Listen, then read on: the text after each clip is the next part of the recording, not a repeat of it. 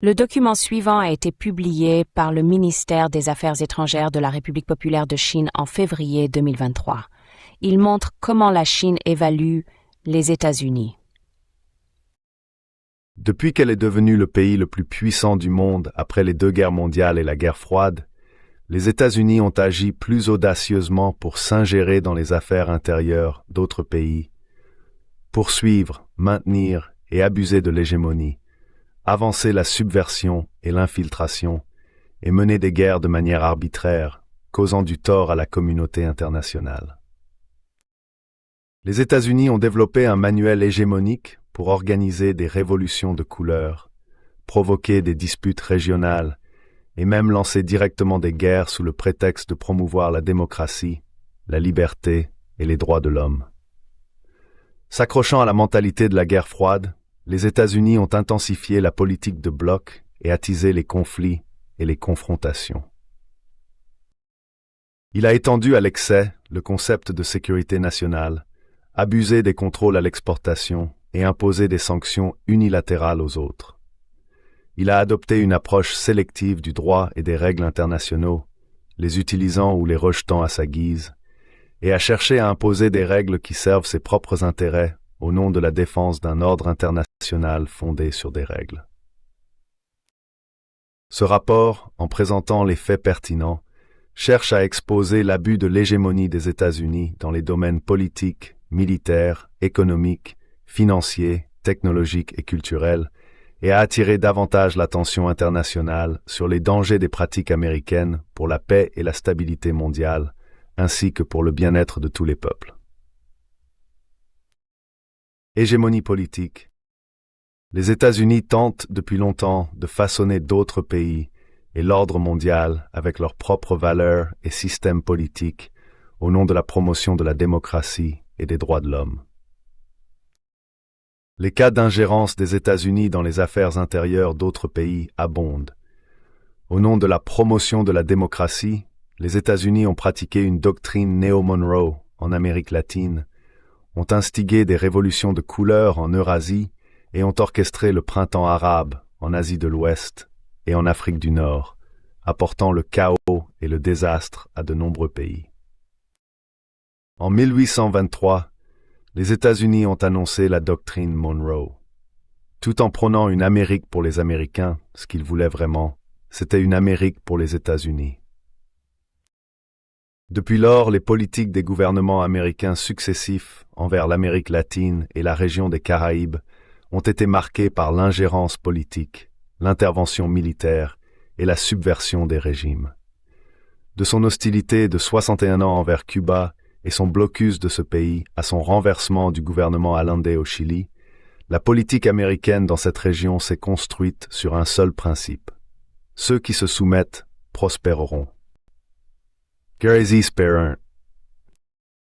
L'année 2003 a marqué le début d'une succession de révolutions de couleurs. La révolution des roses en Géorgie, la révolution orange en Ukraine et la révolution des tulipes au Kirghizistan. Le département d'État des États-Unis a ouvertement admis jouer un rôle central dans ces changements de régime. Les États-Unis sont également intervenus dans les affaires internes des Philippines, renversant le président Ferdinand Marcos Sumio en 1986 et le président Joseph Estrada en 2001 par le biais des soi-disant révolutions du pouvoir populaire.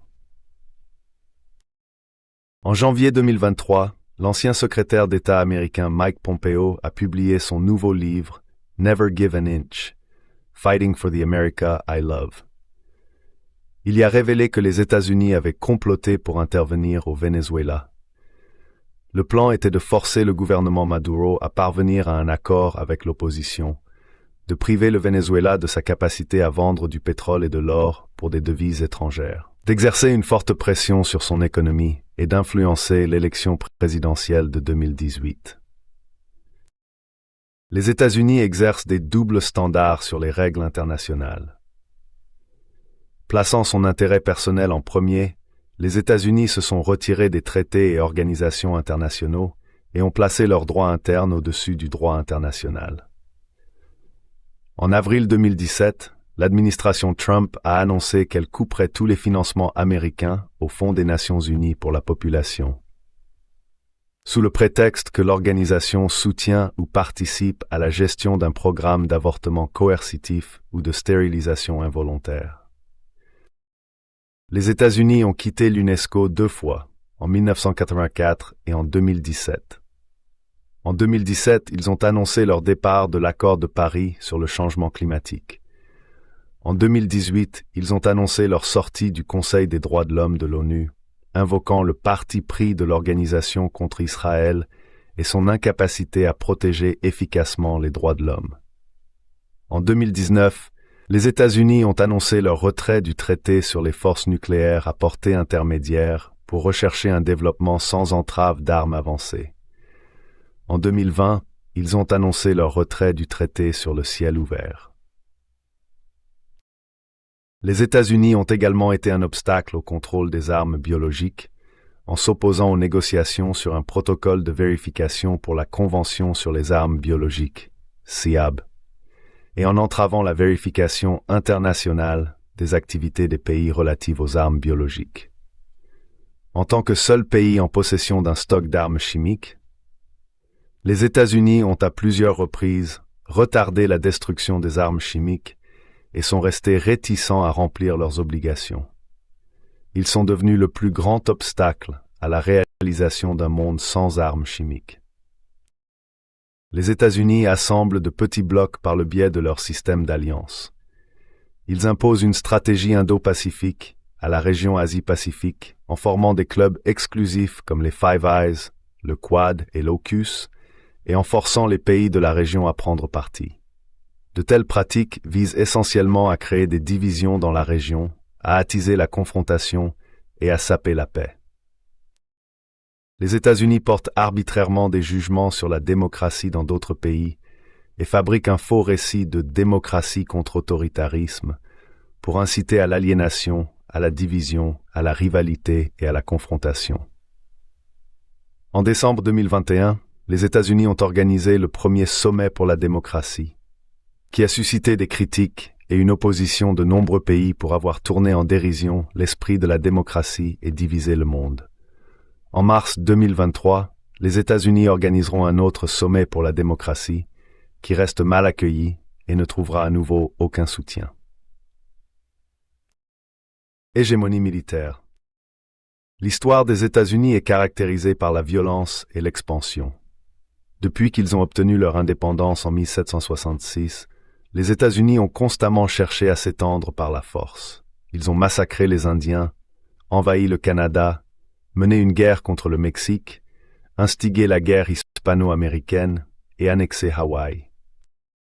Après la Seconde Guerre mondiale, les guerres soit provoquées soit lancées par les États-Unis incluaient la guerre de Corée, la guerre du Vietnam, la guerre du Golfe, la guerre du Kosovo, la guerre en Afghanistan, la guerre d'Irak, la guerre de Libye et la guerre de Syrie, abusant de leur hégémonie militaire pour ouvrir la voie à des objectifs expansionnistes. Ces dernières années, le budget militaire annuel moyen des États-Unis a dépassé 700 milliards de dollars américains, représentant 40% du total mondial, soit plus que les 15 pays qui le suivent réunis. Les États-Unis possèdent environ 800 bases militaires à l'étranger, avec 173 000 soldats déployés dans 159 pays. Selon le livre America Invades, How We've Invaded or Been Militarily Involved with Almost Every Country on Earth, les États-Unis ont combattu ou ont été militairement impliqués avec presque tous les 190 pays reconnus par les Nations Unies, à l'exception de 3. Les 3 pays ont été épargnés parce que les États-Unis ne les ont pas trouvés sur la carte. Comme l'a dit l'ancien président américain Jimmy Carter, les États-Unis sont sans aucun doute la nation la plus belliqueuse de l'histoire du monde. Selon un rapport de l'université Tufts, Introducing the Military Intervention Project, a new dataset on U.S. military interventions, 1766-2019, les États-Unis ont entrepris près de 400 interventions militaires dans le monde entre ces années, dont 34% en Amérique latine et dans les Caraïbes, 23% en Asie de l'Est et dans le Pacifique, 14% au Moyen-Orient et en Afrique du Nord et 13% en Europe. Actuellement, son intervention militaire au Moyen-Orient et en Afrique du Nord, ainsi qu'en Afrique subsaharienne, est en augmentation. Alex Lowe, un chroniqueur du South China Morning Post, a souligné que les États-Unis ont rarement distingué entre diplomatie et guerre depuis leur fondation. Ils ont renversé des gouvernements démocratiquement élus dans de nombreux pays en développement au XXe siècle et les ont immédiatement remplacés par des régimes fantoches pro-américains. Aujourd'hui, en Ukraine, en Irak, en Afghanistan, en Libye, en Syrie, au Pakistan et au Yémen, les États-Unis répètent leurs anciennes tactiques de mener des guerres par procuration, de faible intensité et de drones. L'hégémonie militaire des États-Unis a causé des tragédies humanitaires. Depuis 2001, les guerres et opérations militaires lancées par les États-Unis au nom de la lutte contre le terrorisme ont fait plus de 900 000 morts, dont environ 335 000 civils, blessé des millions de personnes et déplacé des dizaines de millions.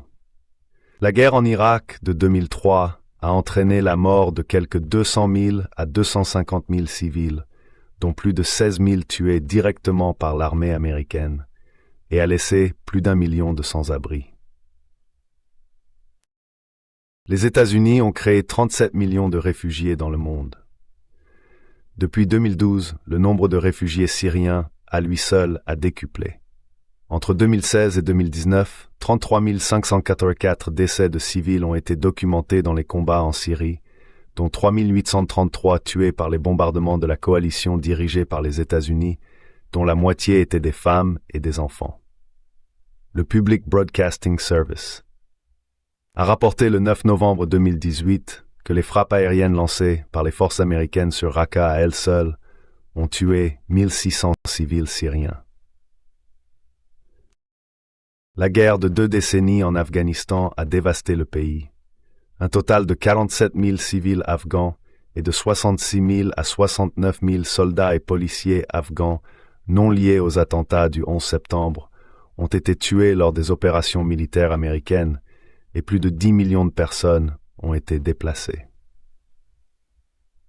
La guerre en Afghanistan a détruit les bases du développement économique et a plongé le peuple afghan dans la misère.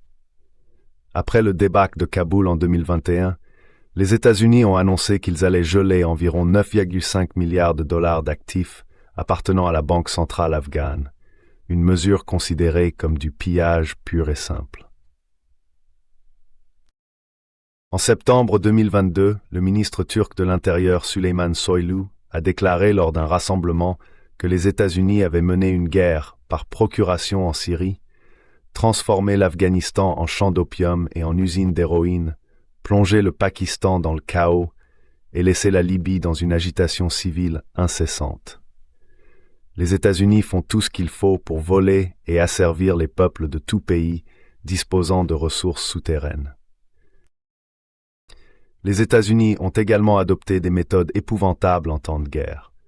Pendant la guerre de Corée, la guerre du Vietnam, la guerre du Golfe, la guerre du Kosovo, la guerre en Afghanistan et la guerre en Irak, les États-Unis ont utilisé des quantités massives d'armes chimiques et biologiques, ainsi que des bombes à fragmentation, des bombes thermobariques, des bombes au graphite et des bombes à uranium appauvri, causant d'énormes dégâts aux installations civiles, d'innombrables victimes civiles et une pollution environnementale durable. Hégémonie économique. Après la Seconde Guerre mondiale, les États-Unis ont dirigé les efforts pour mettre en place le système de Bretton Woods, le Fonds monétaire international et la Banque mondiale, qui, avec le plan Marshall, ont formé le système monétaire international centré autour du dollar américain. De plus, les États-Unis ont également établi une hégémonie institutionnelle dans le secteur économique et financier international en manipulant les systèmes de vote pondérés, les règles et les arrangements des organisations internationales, y compris l'approbation par une majorité de 85%, ainsi que leurs lois et règlements commerciaux nationaux. En profitant du statut du dollar en tant que principale monnaie de réserve internationale, les États-Unis collectent essentiellement une seigneuriage du monde entier. et en utilisant son contrôle sur les organisations internationales, il contraigne d'autres pays à servir la stratégie politique et économique de l'Amérique. Les États-Unis exploitent la richesse mondiale avec l'aide du seigneuriage. Il ne coûte qu'environ 17 cents pour produire un billet de $100, mais d'autres pays doivent débourser $100 de biens réels pour en obtenir un. Il a été souligné, il y a plus d'un demi-siècle, que les États-Unis jouissaient d'un privilège exorbitant et d'un déficit sans larmes créé par leur dollar, et utilisaient le billet de papier sans fait tuiler tout fort sur les usines d'autres nations. L'hégémonie du dollar américain est la principale source d'instabilité et d'incertitude dans l'économie mondiale. Pendant la pandémie de COVID-19, les États-Unis ont abusé de leur hégémonie financière mondiale et injecté des milliers de milliards de dollars sur le marché mondial, laissant d'autres pays, en particulier les économies émergentes, en payer le prix. En 2022, la Fed a mis fin à sa politique monétaire ultra accommodante et s'est tournée vers une hausse agressive des taux d'intérêt, provoquant des turbulences sur le marché financier international et une dépréciation substantielle d'autres devises telles que l'euro, dont beaucoup ont chuté à un plus bas de 20 ans. En conséquence, un grand nombre de pays en développement ont été confrontés à une forte inflation, à la dépréciation de leur monnaie et à des sorties de capitaux. C'est exactement ce que le secrétaire au Trésor de Nixon, John Connally, avait remarqué avec une autosatisfaction mais une précision aiguë que le dollar est notre monnaie, mais c'est votre problème. Avec son contrôle sur les organisations économiques et financières internationales, les États-Unis imposent des conditions supplémentaires à leur assistance à d'autres pays. Afin de réduire les obstacles à l'afflux de capitaux et à la spéculation américaine, les pays bénéficiaires sont tenus de promouvoir la libéralisation financière et d'ouvrir les marchés financiers afin que leur politique économique s'aligne sur la stratégie américaine. Selon la Review of International Political Economy, avec les 1550 programmes de réduction de la dette étendus par le FMI à ses 131 pays membres de 1985 à 2014, pas moins de 55 465 conditions politiques supplémentaires avaient été attachées. Les États-Unis répriment délibérément leurs opposants par la coercition économique. Dans les années 1980, pour éliminer la menace économique posée par le Japon et pour contrôler et utiliser ce dernier au service de l'objectif stratégique de l'Amérique de confronter l'Union soviétique et de dominer le monde, les États-Unis ont utilisé leur pouvoir financier hégémonique contre le Japon et ont conclu les accords du Plaza.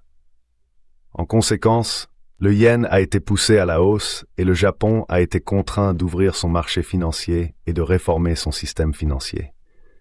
Les accords du Plaza ont porté un coup sévère à l'élan de croissance de l'économie japonaise, laissant le Japon à ce qui a été plus tard appelé les 3 décennies perdues.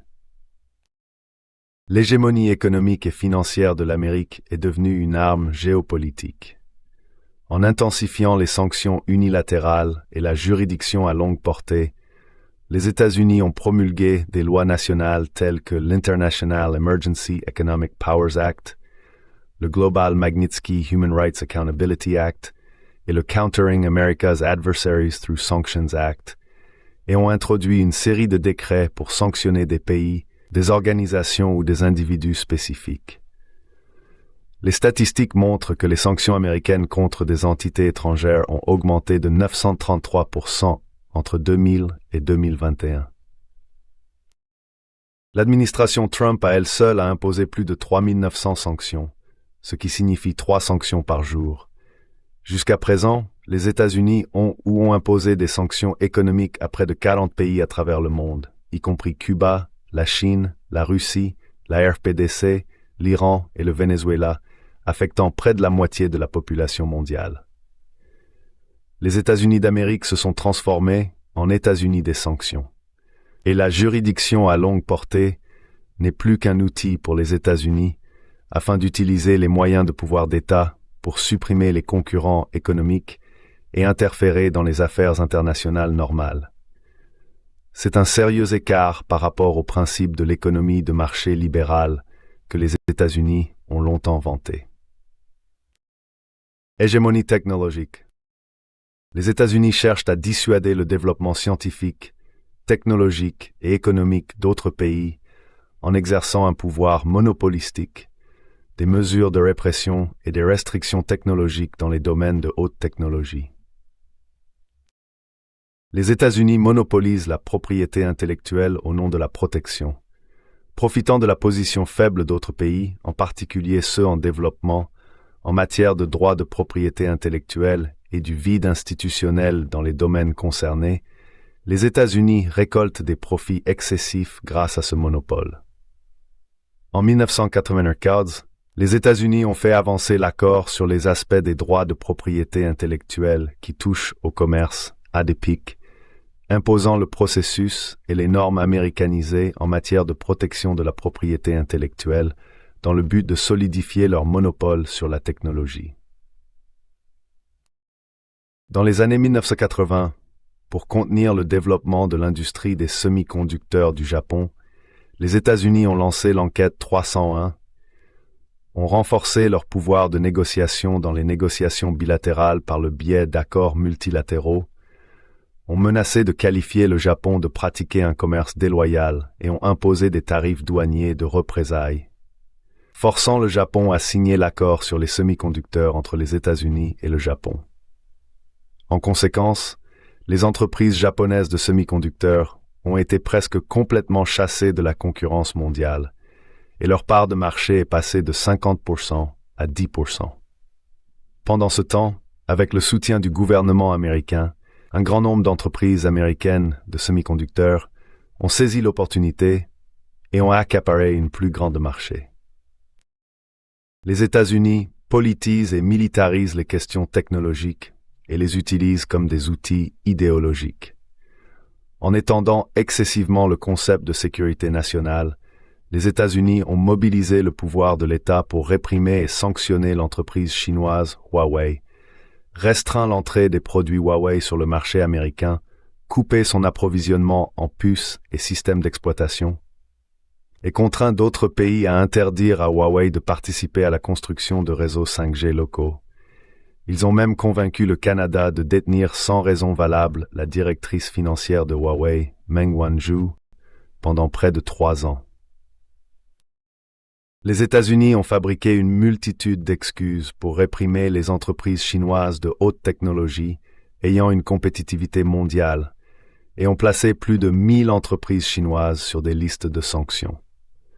De plus, les États-Unis ont également imposé des contrôles sur la biotechnologie, l'intelligence artificielle et d'autres technologies de pointe, renforcer les restrictions à l'exportation, resserrer le contrôle des investissements, réprimer les applications de médias sociaux chinoises telles que TikTok et WeChat, et fait pression sur les Pays-Bas et le Japon pour restreindre les exportations de puces et d'équipements ou technologies connexes vers la Chine.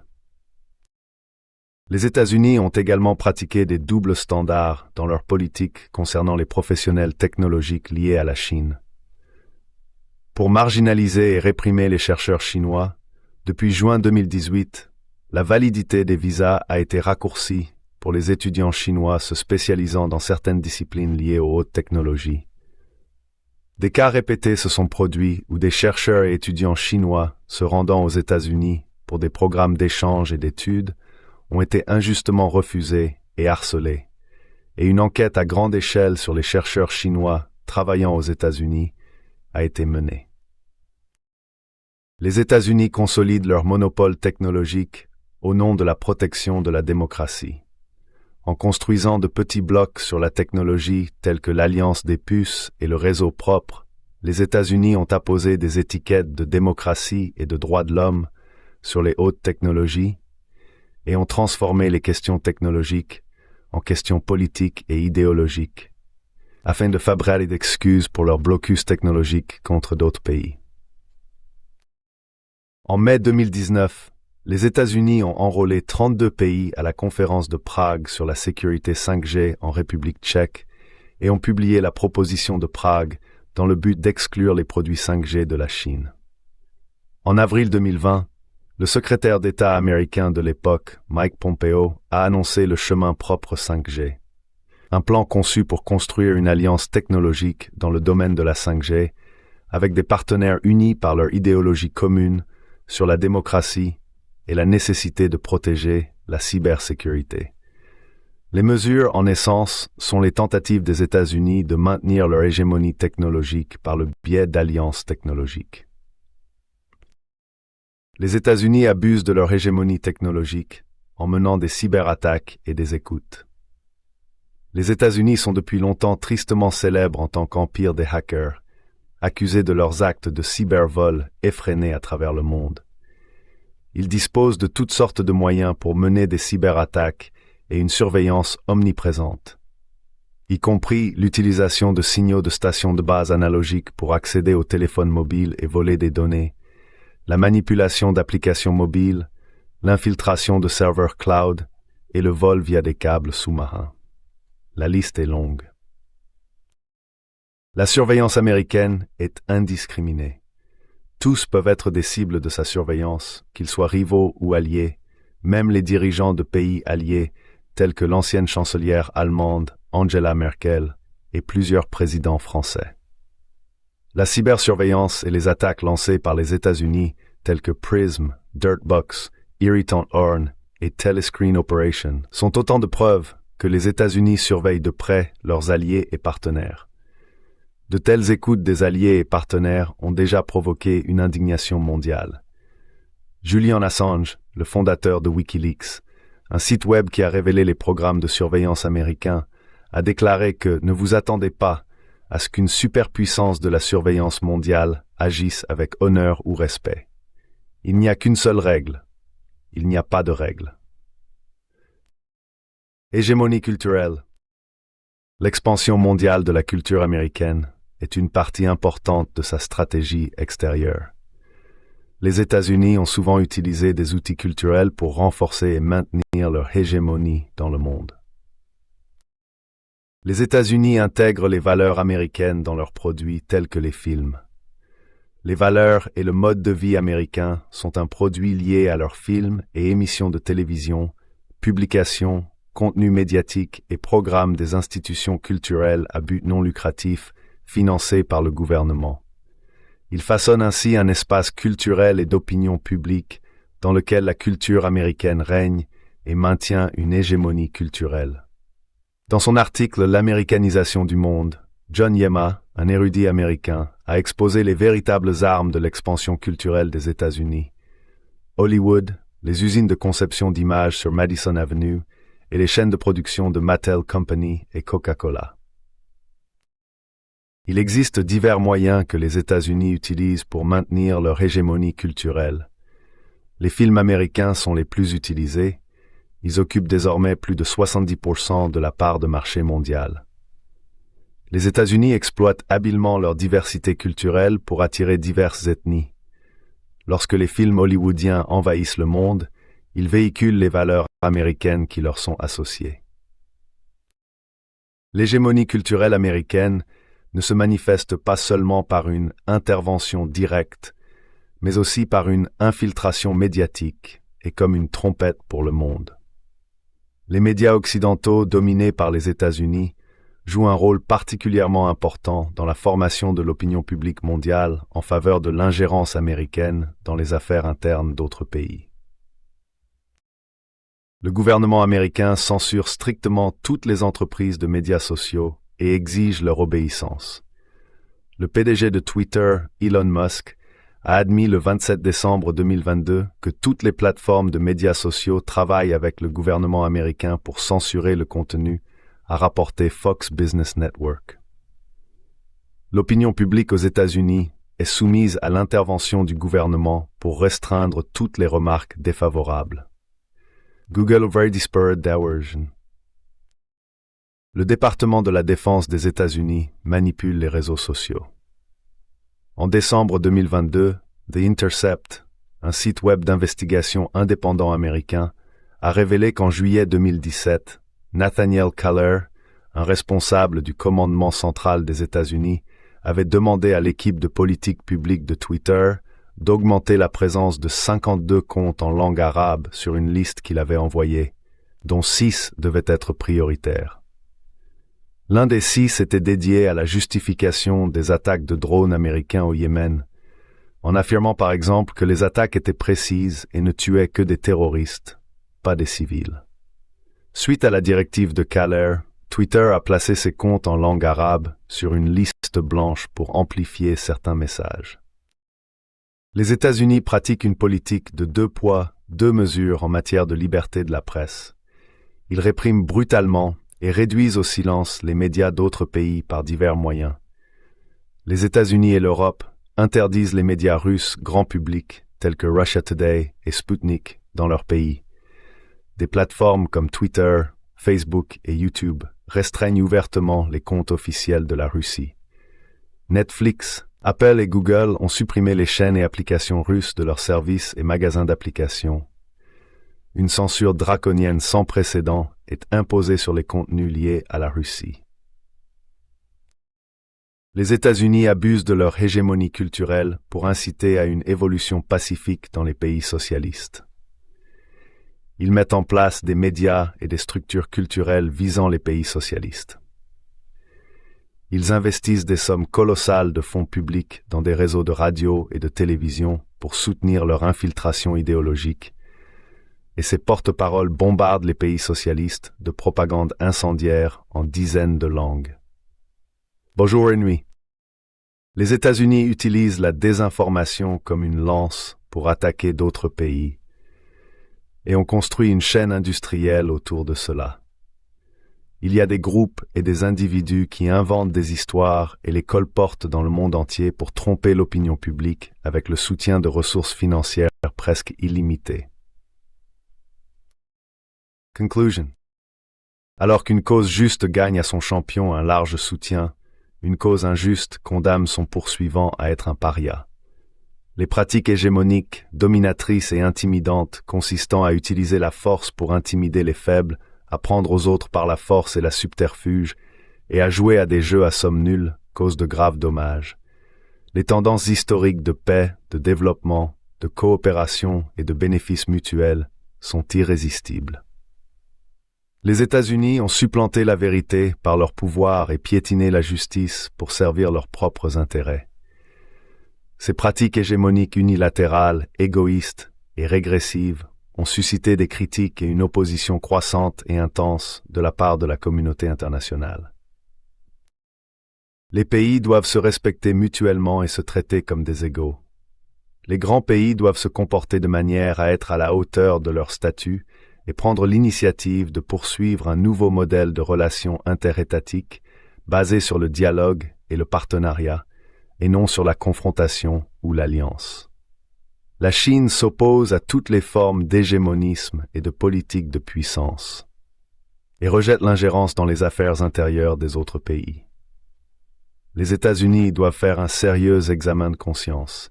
Ils doivent examiner de manière critique ce qu'ils ont fait, abandonner leur arrogance et leurs préjugés, et cesser leurs pratiques hégémoniques, dominatrices et intimidantes.